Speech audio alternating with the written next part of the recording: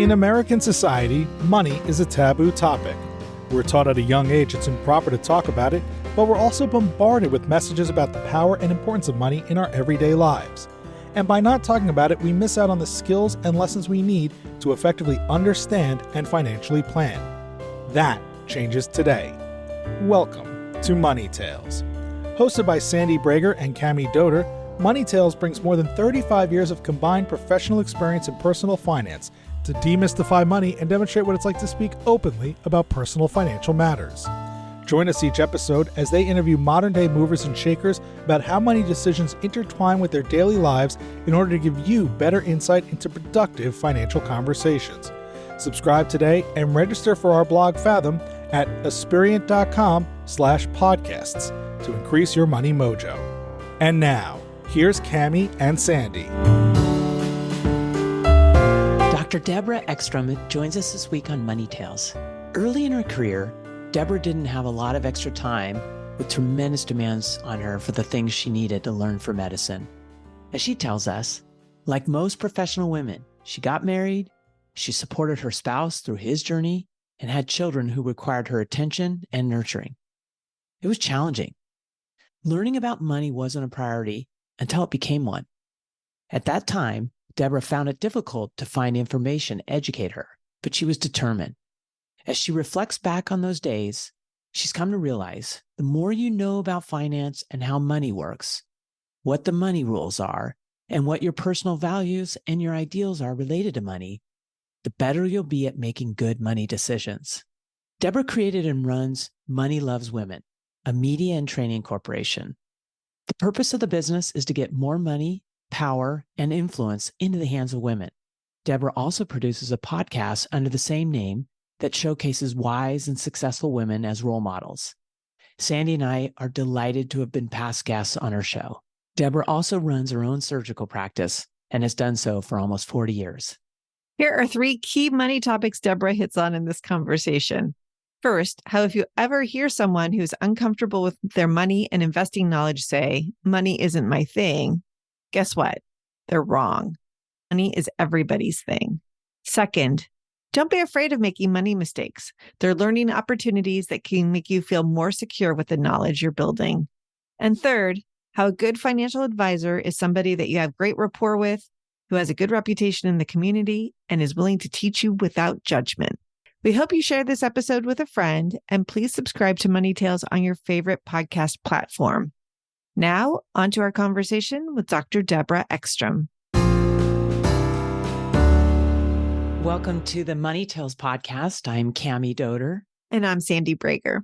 Sandy, this past week I spoke with someone I've known for years who's an entrepreneur, built up quite a successful business, and she recently sold her business. How exciting! I know, so exciting. So wanting to have a money conversation, I sort of dove into it with her. I wanted to hear how she's doing, celebrate this with her. And she shared she was great. She was vulnerable with me. And she shared that it's scary also because she has to now live off this money that she's earned. She's not planning on starting a new business. And so we talked about that reality of she's got to make this money last. And has she done some planning for herself and working with an advisor to make sure she understands what that means? She really has. And I was so happy to hear that. She's got a great team around her. And she kept mentioning how priceless that was. A wealth manager, accountant, the person who represented her on the banking side, really so helpful. But reality is that it still makes her uncomfortable. And again, I really appreciated the vulnerability because it makes sense. And did I sell too soon? Some of those questions that a pretty natural person would think about. Yeah, this come up in conversations with clients all the time. And it is a really big transition and lots of questions come up. Some, like the one you just mentioned, cannot be answered with any surety, but hopefully she made really good decisions for herself. And hopefully she is prepared to allow herself some time to transition into this new lifestyle and get used to drawing down from her portfolio, maybe for the first time ever, if that's her plan. So good luck to her. And so great that you engaged her in that money conversation and that she was willing to jump into it with you. I know it's special. Well, let's transition over to our guest today on the Money Tales podcast. Welcome, Dr. Deborah Ekstrom. Thank you for inviting me. Thank you for having me, Cammie and Sandy. Deborah, would you introduce yourself and share with our listeners a couple pivotal moments that have taken place in your life that really influenced who you are today? Sure. I grew up in the Midwest on a farm, and I think I saw my mom not having much financial independence apart from my dad and being somewhat powerless. And I think that was really pivotal for me in deciding I wanted to have financial independence and not be dependent on a man. So that was a really big piece of my life. I also decided to not be a hairdresser as my mother really would have liked, probably because she wanted me to do her hair. And I was really interested in science and the social sciences. And I decided at about age 13 that I wanted to be a physician. And I did make that dream come true. It was a tough thing to do back in that day. I've been doing this now almost 40 years. So that was a tough thing to do. And it was a huge decision. I didn't really realize at the time what it was all about. But I finished through all of that. And because I'd made that early decision that I really wanted to be financially independent in a way that my mother never was, I think that's what really drove me to study wealth building the whole time of my career. And it's a challenge when you don't have the internet and lots of resources or a lot of mentors. So I spent a lot of time finding resources and teaching myself, really, going to conferences, getting advice, doing a lot of reading to teach myself wealth building. And that's really been a passion for me. I also really believe, perhaps through my profession, but just through my life, that women are incredibly important for the future. And in order for women to have the power that they need and the influence that they need to grow their wealth. They need to have money. And you can do so much more when you have money than when you don't, or than when you have limited supply. I also think that wealth building or learning to be financially independent on your own, like the person you just talked about, it creates challenges for solving money problems. And when you solve money problems, you grow your money knowledge and you grow your money confidence. And I think it also forces you to become a better person. And all of those things, I think, are highly desirable in order to get women into the positions they need to be at, to stand shoulder to shoulder with men. Because ultimately, what this is all about is not materialism or classism or any of that for most women. What it's about is helping solve problems. What a great introduction. I cannot wait to dive into so many of those topics. We like to go back in time to that period in your life when you're on the farm and share with us who taught you the most about money. I think probably my dad taught me the most about money by not teaching me about money very much. There was a lot of money anxiety. He would throw his receipts in a shoebox next to the radio and do his taxes with a fair amount of swearing at the end of the year. And I really never got taught to balance a checkbook or to know much about money, except that typically we didn't feel poor, but sometimes we felt broke. And that's really where I got a lot of my money influences, I think, along with my mom not really having financial power in the relationship. Now, tell us more about that. Well, back in that day, the 50s and 60s, if a woman worked and she was married, that was a sign of dishonor for her husband. So typically women fit that cultural moray of not working and being the support system for their husband. So my father was farming. He was bringing in the money. Sometimes she would have chickens and sell eggs. Eventually, when we got older, she did get a job outside the home and brought in her own money and was able to go to the beauty parlor and get her hair done once a week and so forth. So she did get some power in time, but typically the decisions were being made, the major decisions were being made by my dad, or there was arguments over money. So that was my initial look at money. And it looked to me like marriage was a struggle and some of the struggle was around finance. Yeah, those are pretty powerful messages to be taking away from your observation as a child. And so you said that you were interested in science and ultimately decided to study medicine. Tell us what role money played in that decision. For me to be able to study medicine, the first thing I had to do was really keep my costs down in college. So I did everything I could to get financial support through grants and loans to go through college because I knew I would need some money for medical school. And I always worked while I was in college, doing whatever I could to raise some additional funds in a medical school to some extent too. So I did come out of medical school without too much debt. I didn't want to have a lot of debt. And in comparison to what people come out now with debt, I only had a small amount really. But that really was my major goal. I knew that physicians had a lot of challenging problems to solve. I got to work with people if I was working as a physician. And I really thought that would give me some income and some status, which is not the only reason I did it for sure, but that it would fulfill a lot of my needs. And as it turned out, I also am an artist. And isn't it funny how I ended up in something that has to do with psychology and art and medicine, but that I can be independent, be an entrepreneur. So it kind of ticked all the boxes for me. I think if I'd been influenced in a different way, I might have gone into business or been an entrepreneur, but I wasn't exposed to that really. And I didn't have a lot of mentors. And even in high school, we didn't have a lot of counselors who were directing us as far as where we should put our interests, where we should direct our interests.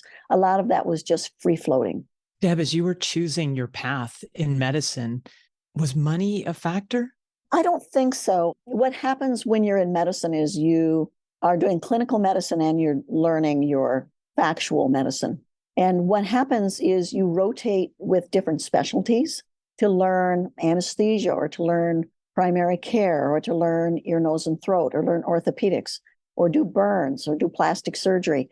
And what happens is you find where your personality fits in with that group. And I think that's what drives that forward. You really find where you get your joy out of that particular specialty. And I think it happens with nurses and lots of other people. People in finance, I think, have that same thing happen. They find where they fit, just like you guys. Maybe you wouldn't have liked Wall Street. Maybe you wouldn't have liked working for PricewaterhouseCoopers. Maybe the demands would not have fit well with your life balance idea or your ability to be an entrepreneur or to make your labor count for building your own business. I'm just guessing. I'm not saying that's what happened for you guys, but No, you're right. I didn't have rotations per se, but you are right. You try certain things and sometimes it didn't feel like the right fit and you pivot.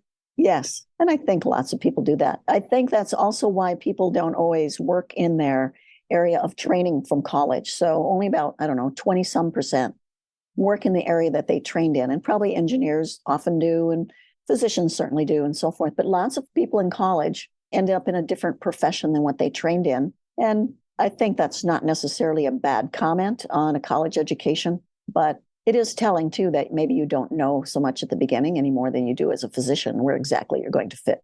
Yeah, life has its twists and turns that we learn from and really helps us focus the journey we want to be on ourselves. Yeah, agreed. So, Deb, you went to medical school, you got out. Your main driving goal was financial independence, and you became interested in learning how to build wealth. Tell us about that particular journey. When did it start firing for you?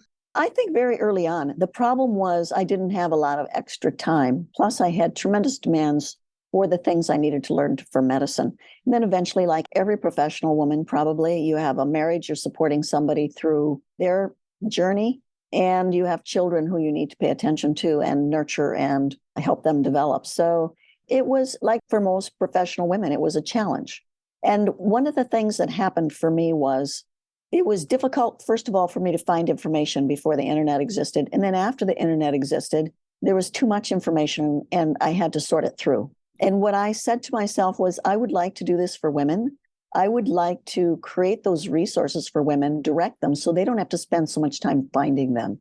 And then I would like to help them develop themselves financially. In medical school, we always got taught, well, we're not going to spoon feed you, which was really laziness on the part of our professors. And I said, I think I'd like to spoon feed this to women so they don't have to figure it out on their own because it's a transferable skill. And when they come to someone like their financial advisor to really contribute the best toward their financial well-being, along with their financial advisor, the more they know, the better decisions they can make. So whether you have a financial advisor or you're doing a lot of your investing on your own, however that happens to be, the more you know about finance and money and how money works in our country, what the money rules are, what your personal money rules are around your values and your ideals. These are all things to bring to consciousness so that you can make good money decisions. I had a friend recently who lost her financial advisor, and I asked her about her investing knowledge and her money knowledge. And she said, well, money's never really been my thing. And I thought, that's like saying health isn't my thing. To me, that makes no sense. Money is everybody's thing. The other thing I noticed, you talked about this person who sold her business. Now she's got new money challenges, right? She's got new money problems to solve. And I think sometimes people think that if you have money or if you have more money, your problems will go away. That's not really what happens. The challenges that you have to solve just become a little more complicated. Not that anyone should shy away from that, because your competence grows as your money grows, typically, unless you get a windfall in some way, an inheritance or something like that. But it's not like money makes your challenges go away. They just get bigger. It's such an important message. Yeah. Deb, you talked about when you were young, how important it was for you to achieve financial independence. How does that feel today? I just had a talk with my accountant and feels really, really good to not have to be concerned about money. The interesting thing, though, is that as I've grown my wealth, and I've made plenty of mistakes, I'll have to tell you, mistakes are a part of the journey, I think, even though we're taught that mistakes are bad, and sometimes you feel bad about your mistakes. But I've made lots of mistakes, but I feel so much more secure in the knowledge that I have. I feel so much more secure in the experience I've had. And I am excited about the next stages of wealth building.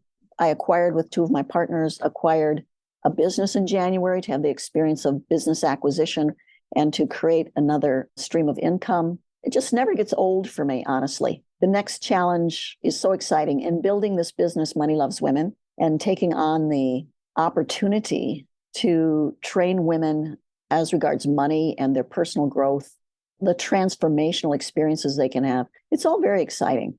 Tell us about coming up with the name of your business, Money Loves Women. It was hard to come up with a good name. Everything seems like it's taken if you've ever tried to get a URL. But I thought about how money gets a bad rap in terms of if you love money.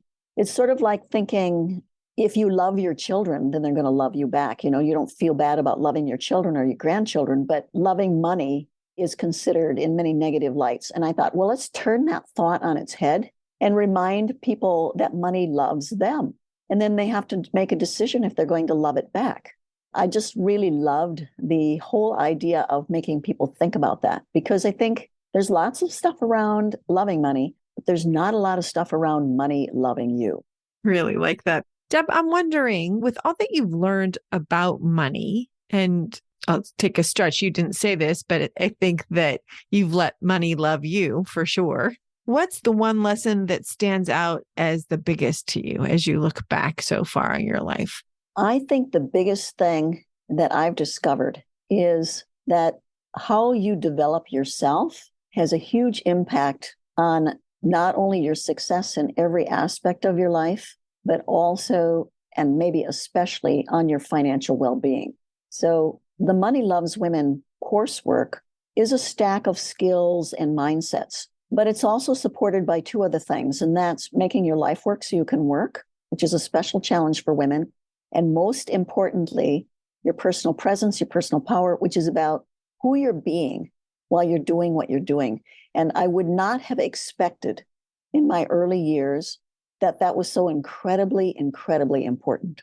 Would you give us an example to bring that to life, the doing piece? Sure. Let's say you're going to work every day as a wealth advisor, but you are not open to hearing or listening to people. You are very rigid in your recommendations, and you can't work with one sex or the other because you have resentments against them. That's not going to really make your business successful. That's not going to make your relationships successful. And it doesn't matter what you're doing. Let's say that you and Cammie weren't developed enough to really have a great relationship, that you were disagreeing all the time about the direction of your business. That's going to probably make your business fail. So those are the sorts of things I'm talking about, but not just that. It's also how people perceive you. Are you trustworthy? Are you open? Are you able to pivot, or are you inflexible? And when people start to get impressions about you, people in all walks of life, they're either more likely to help you because you're an appealing person and they know you have good values because you demonstrate those, or they're simply not going to consider you for an opportunity if they don't trust you, if they don't think that you're capable of hard work or if you're capable of representing them well in a referral. So I think who you're being while you're doing what you're doing is incredibly important. No, especially around money, right? Where people can have these hangups and taboos and these strong messages that we receive when we're children. If we can't be open to different views and perspectives around money, I think you're right. It can be very difficult to come into confidence and power. And we all have those messages. Some of them are inherited, some of them are from our environment, and then some of them are from our training. So every one of us has those. And I've never run into anybody who didn't have some self-limiting and disempowering beliefs. Hey, Deborah, you talked about this friend of yours who said something along the lines of investments aren't my thing. And I was just at a conference that was focusing on women in the financial services space. And a lot of us talked about hearing that from other women and how we want to change that. How would you go about chipping away? I mean, obviously your business is intended to help in this area, but what would be the first piece of advice you'd give someone who starts out with saying, investments aren't my thing? The first thing I would tell them is that 98% of women at some point in their life will be facing having to manage their own finances without the assistance of someone else in their life, aside from professional people. So sooner or later, it's extremely likely that you're going to be in charge of those decisions. And do you want a smart, educated, capable, confident person in charge of that yourself, or do you not? And it's actually so incredibly common that we as women pass off that responsibility to another person. I can remember when I first got married and I kind of figured my husband would take care of that. He maybe didn't exactly agree with that, but I was kind of hoping that he'd take care of all of it so I wouldn't have to do it because I didn't like numbers. I didn't like paying bills. I was anxious around money. And then what I discovered was he thought that it was perfectly reasonable to pay the bills once every 3 months. And that's when I took over as the CFO of my family. Fortunately for me, it forced me to learn a lot and to get over some of my anxiety around money and having enough money. But because I grew up in a family, perhaps, that sometimes there were struggles around money and probably more than I realized even, it still creates some anxiety for me. I have to admit that. And maybe it always will a little bit, but I try not to let that run my decisions. Yeah, I appreciate you bringing that up. It's helpful to hear that vulnerability. I think it can be really helpful in our lives to voice out loud some of the things that make us uncomfortable. I'm wondering, in that situation with your husband, you were sort of forced to make a change to who was paying the bills because you weren't pleased with the timing of his actions. How did you change your mindset? I think I did a lot of reading, and I also found someone to help me with that. So I don't love numbers. Numbers don't speak to me. I like them a lot better when they have dollar signs in front of them. I found that out. So when I could frame things in terms of financial well-being, it was easier for me to deal with my money issues. But I found someone to take on the parts of things I wasn't good at. And I found a woman who had worked for Fidelity and then started her own business. She's a bookkeeper technically, but she does much more than that. And we interacted really well. She taught me.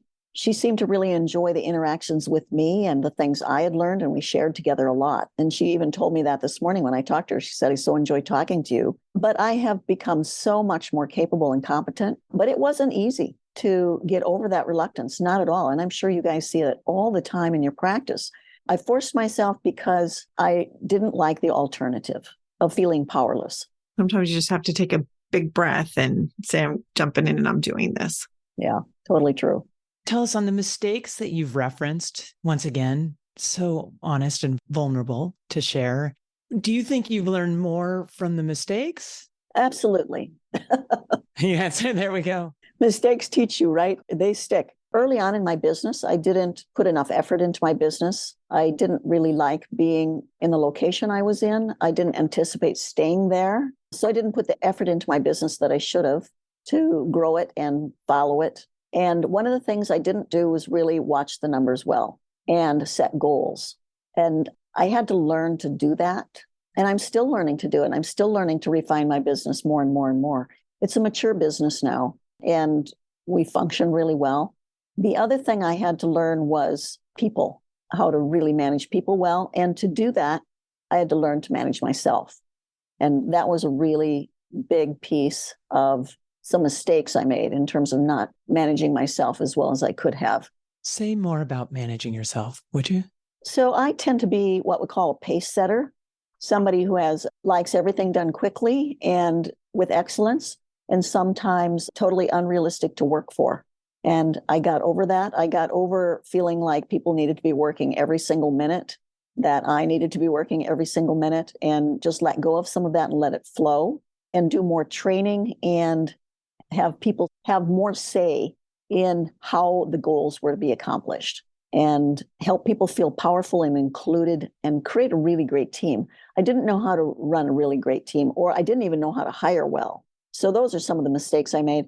I also made investing mistakes. So as soon as I had $20,000 extra dollars, I felt like I needed to invest it somewhere. And I didn't learn enough about the areas that I was investing in. So I invested in real estate and then learned about real estate after I made mistakes. I invested in private equity and then learned about private equity after I made mistakes. I was always a little afraid of the stock market, and that's probably rightfully so. Then learned to become a value investor. So that felt much better to me. And the more I read, the more I was able to differentiate who was giving good advice and who wasn't. I was more educated. I could ask better questions. And it takes time to find good advisors. So I was better and better at finding good advisors. And then as my circles improved in terms of the people I was around who were building wealth, and by the way, physicians aren't very good most of the time at teaching that kind of stuff. We don't get taught any of that in college or medical school, typically. And I was around physicians and medical health professionals. But as my circles increased, I got more influence from people who were in other walks of life. And it was very helpful. Deborah, I'm curious. You talked about good advisors. How would you describe a good advisor? I think a good advisor is somebody that you have great rapport with, who has a good reputation in the community, and you should check to see, what are other people saying in terms of their interactions with this person. And then someone to whom, if you ask intelligent questions, are willing to teach you. And I think if all of those things are in place, you have someone who's a good advisor, and then you monitor them along. You should not expect them to teach you from scratch. That's not good use of their time or your money. You should expect them, though, to teach you when you ask intelligent questions and to sort of be your sounding board without judgment. I love the importance of teaching. We totally agree. That's an experience, something we're really passionate about, and trying to be that deep listener to when someone says, oh, yeah, I get it. And you hear it trail off, right? Circling back and making sure that they do understand. Maybe you've seen this too, but I find that women are really afraid to look dumb about money. I think everyone does. Everyone. And it's so hard, right? Because we don't get trained officially around money. So we're all dumb about money, and we shouldn't be embarrassed about that, because how could we possibly learn? Our parents may not have known. Mostly they didn't. Our teachers didn't know. Our religious figures don't know.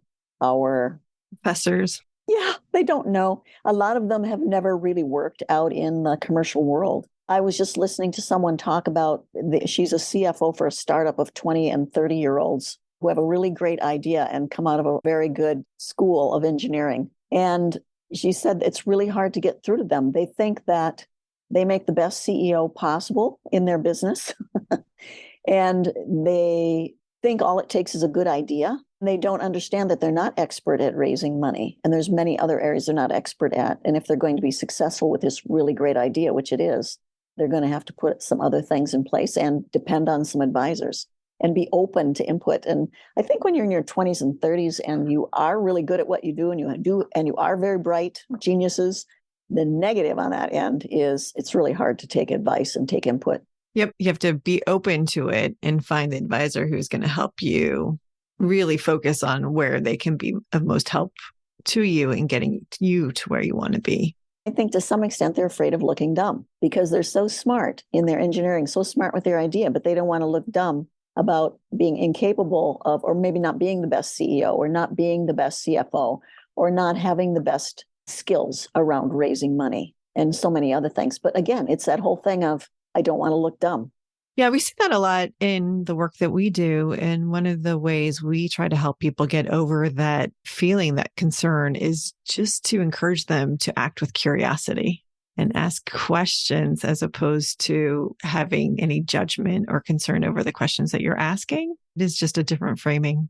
The other thing I would say, interacting with you too, I suspect, and maybe women do this better, you make your clients feel very safe to be able to talk about their concerns and fears without being judged. And I think that's really important that women have that. I think so too, especially when working with advisors. You want to make sure that the advisor is creating a very safe spot for you to make a decision. I can't say this enough. The advisor really needs to focus on you, what's most important to you and what you're trying to achieve, as opposed to just spouting off whatever they think is important. Back to your point of being a good listener. I had an advisor that I interviewed one time, and he kind of patted me on the back and said, "Don't worry, we'll take care of everything." And I thought, oh, I don't think I can deal with this paternalistic sort of approach. So I didn't stay there. Yeah. Style is very important. Yeah. Hey, Deb, what's your next money conversation going to be? And who's it going to be with? It's interesting because I had this conversation with my strategist this morning. And my desire for my next money conversation, because I have just put my signature course out, which is about the foundations of wealth building. But what I really want to put out there now, because I think it's A, very timely, and B, incredibly important and motivating, is to start looking at the different ways you can invest, doing some mini courses to show people this is how much time this is going to take, this is what you're going to invest money-wise and in learning, and this is what your potential return on your investment will be, and this is how much time it takes to maintain it. And I've never seen anybody do that. So I, for one, believe that when you're deciding to invest, you should choose on your own anyway, choose an area to focus on so that you become a master of that area. You'll make fewer mistakes and you'll get better returns. But unless you know what's involved in each one of these areas, how are you supposed to choose? Some people love real estate. Some people love the stock market. Some people like tax deeds. Some people love to run businesses. Some people are better suited to acquire a business and not start up a business. Some people want to learn about Bitcoin. They think it's the greatest thing ever, and they really want to find out what all of that's about. And maybe they're very risk tolerant. And they want to have a little bit of money in there just as a game or just to see what they can do. Other people are saying, I don't know, I need to be thinking about what's going on with precious metals and see if that's an area that I need to do some deep research. So I think my next conversation is going to be around, let's look at what all of these parameters are around these different types of investing. And then you can decide, do I want to do this? Or do I just want to learn enough about it to make sure my advisors and I can have intelligent conversations? Or do I want to have the confidence to run this area on my own? And I'm going to learn one. And then when I become a master, I can learn another. And that's my next conversation. Oh, Deb, it's great. I love the idea of focus and not the next shiny object and keep chasing after and trying to understand whatever is the topic du jour at the news cycle. And I do appreciate also this mini course approach because attention spans are getting shorter and shorter. Tell us, if someone wants to find you, what's the best place for them to reach you? They can email me at dr.deborah, Deborah, Ekstrom, Ekstrom, all hard to spell, .com. Or they can go to my website and connect with me, moneyloveswomen.com. They can also find me on Facebook, Instagram, and LinkedIn. Deborah, thanks again. What a wonderful conversation we had with you today on Money Tales. So delightful. Thank you. Thanks for listening to the Money Tales podcast. If you've enjoyed this episode, share it with someone you think would benefit from listening. And leave us a review on your favorite podcasting platform. Your ratings and reviews help more people find our podcast. If you're inspired to gain clarity and peace of mind about financial matters, don't hesitate to reach out to our team at Aspiriant. Go to aspiriant.com/start a dialogue. Or you can email Sandy and me at podcasts@aspiriant.com. See you next time.